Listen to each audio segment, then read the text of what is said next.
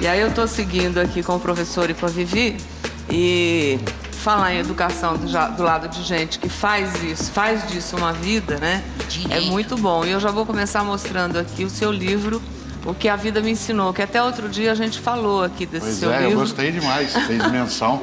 É verdade, mas aquela ideia da coluna do apesar de e por causa de, gostei demais. Foi.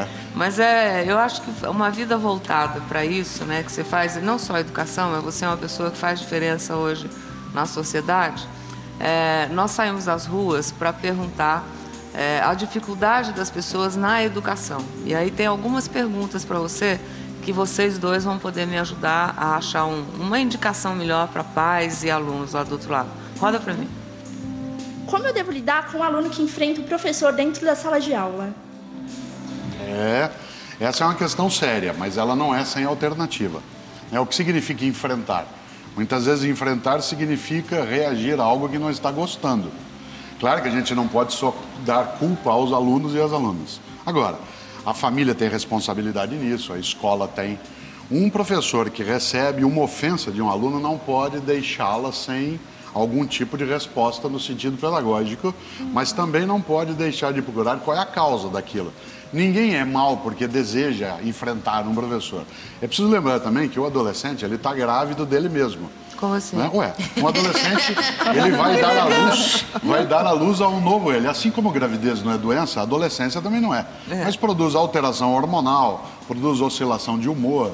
Portanto, é preciso entender que é uma fase que traz alguns tipos de distúrbios. Se o professor ou a professora entende, ele vai lidar com o caso pedagogicamente. Agora, se ele não entende, ele vai achar que é mera ofensa. Nem toda ação é uma mera ação, às vezes ela é uma reação. Depende do que foi feito antes. Tem que se pensar. Você encontra com o Instituto que tipo de... as maiores dificuldades nesse âmbito de reação de professores e alunos? Como é que o Instituto lida com isso? Olha, normalmente os professores estão muito despreparados para lidar com as crianças, especialmente as pobres, porque a escola pública brasileira, ela funcionou enquanto ela foi para ricos, foi para uma elite, e no momento que se democratizou a educação e começou a entrar crianças mais pobres, a escola não se modificou e não sabe lidar com essas crianças e culpa as crianças pobres por serem pobres e por isso não aprendem. Eles dizem que as crianças não aprendem porque são pobres. E elas encontram mais dificuldade. Da escola, exatamente. Isso, não Aí é a função da escola. Vem pra escola quebrar esse ciclo de A frase mais maluca que tem em educação é alguém dizer assim: os alunos de hoje não são mais os mesmos. Porque é óbvio. O maluco não é dizer isso. O maluco é saber disso e continuar dando aula do mesmo jeito que dava há 10 ou 20 anos. Todo mundo. É outra história. Depois não dá certo. De quem é a culpa? Do aluno. Não estuda, não quer saber. Tem que balizar melhor um pouco essas coisas. Tenho mais uma pergunta. Como que o professor pode lidar, o professor na sala de aula pode lidar com as diferentes tribos que frequentam a sala de aula? Se tem uma coisa gostosa na vida hoje é a aceitação da diversidade. Então, é preciso lembrar uma coisa.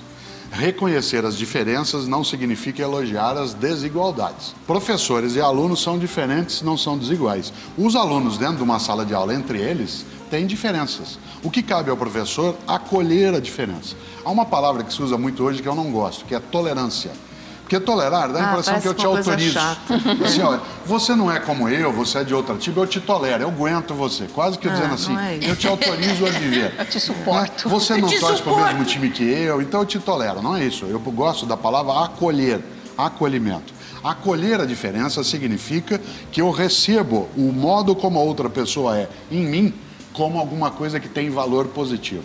Por isso, um professor precisa lidar com as diferenças sem admitir a desigualdade, porque aí ele tem uma fratura ética que é muito perigosa. E hoje é um bom dia mesmo para falar de educação, porque São José ele é o patrono da família, né? Patrono da família. Exatamente. Você tem sabe os pedidos a fazer, inclusive, exato, os agradecimentos é aquele que carrega. Pedidos. Inclusive a palavra, o termo Yosef, né, que vai dar a palavra José para nós, seja o nome do louro, seja o do santo, ele tem um duplo sentido em hebraico.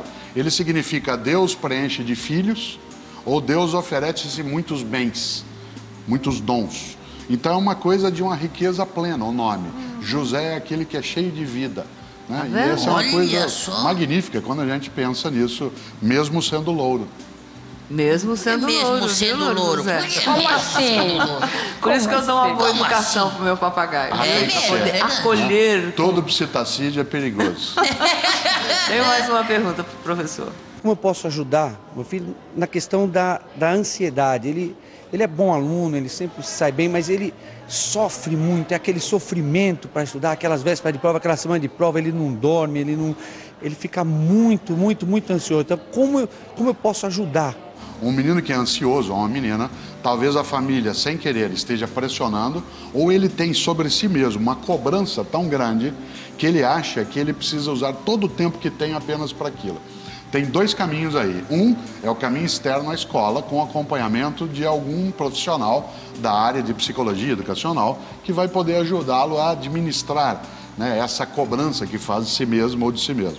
O outro é dentro da escola, porque há o orientador educacional ou orientadora que facilita o aluno a lidar com isso. Muitas pessoas querem, nesse caso, vocês sabem, medicalizar a situação.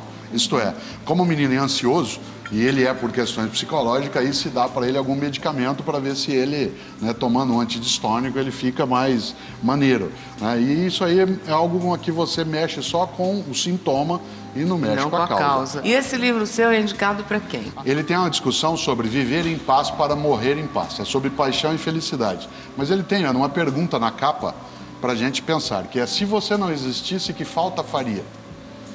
Se você e eu não existíssemos, que falta faria? Isto é, que falta a gente faz na vida? Acho que é um pensamento importante para uma sexta-feira, para você que está em casa, que se você ainda não fez diferença, vivendo, eu não sei que idade você tem, que preste atenção, né? Como é que você vai ser lembrado, né? Tem muita gente que a gente conhece que vai ser lembrado e fala: nossa, graças a Deus, né? Que coisa chata. Então repense, né, no que as pessoas veem em você e você mesmo, para melhorar. É verdade.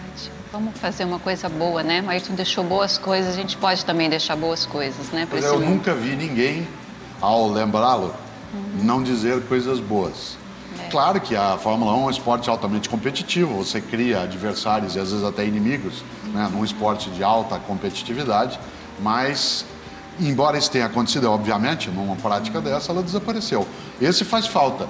Tem gente que às vezes nos dá o agradável prazer da ausência. Quando ele não vem é que a gente gosta, né? Mas não é o caso. Vivi, eu queria muito te agradecer, viu? Te cumprimentar. Mas obrigada. Vai com Deus, viu? Obrigada. E aí na segunda-feira a gente mostra aqui, tá bom?